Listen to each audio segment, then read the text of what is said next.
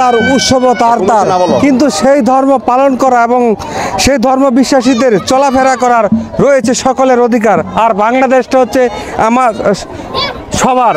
সেই বাংলাদেশ, অসাম্প্রদায়িক বাংলাদেশে প্রতি বছরই পালিত হয় দুর্গা উৎসব। এবছরও তার ব্যতিক্রম নয়। 2025 সালে এই শ্রী দুর্গা কৈলাস থেকে এসেছেন গজে করে, অর্থাৎ হাতির পিঠে করে, যা উন্নয়ন এবং সমৃদ্ধির বিষয়গুলি নিশ্চিত করে।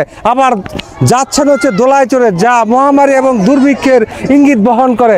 এই ধরাধামে অর্থাৎ মর্তের যত অপশক্তি আছে মূলমূল করে শুভ শক্তি প্রতিষ্ঠা করে এবং দুষ্টের দমন সৃষ্টের পালন করে শ্রী দুর্গা চলে যাচ্ছে তার কৈলাসে।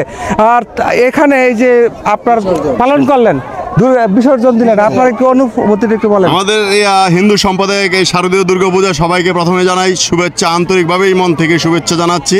আমরা অত্যন্ত সুন্দর করে 1-2 ইউনিয়নবাসী, 2 মণিদাসপাড়া এবং বিভিন্ন ওয়ার্ড থেকে যারা আগত হিন্দু সমাজের ভাই বোনেরা, তারা খুব সুন্দরভাবে বিসর্জন করেছি এবং শান্তিপ্রিয়ভাবে দুর্গাপূজাটা আমরা করতে পেরে সম্পূর্ণ করছি।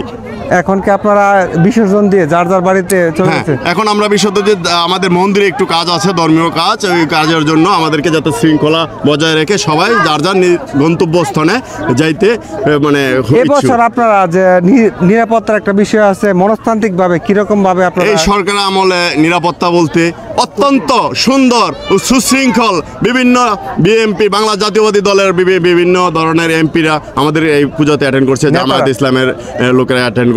অর্থাৎ বর্তমানে যে রাজনৈতিক দল রয়েছে সকল দলে আমাদের এই পূজাতে অ্যাটেন্ড করছে। মন্দিরে মন্দিরে ঘরে ঘরে বলেছে যে আমাদের নিরাপত্তার কোনো অভাব আছে না, আমাদের কোনো এরকম ধরনের কোনো আচরণ হয় নাই, যারা আমরা সুন্দরভাবে পূজা পরিচালনা করতে সক্ষম হয়েছি।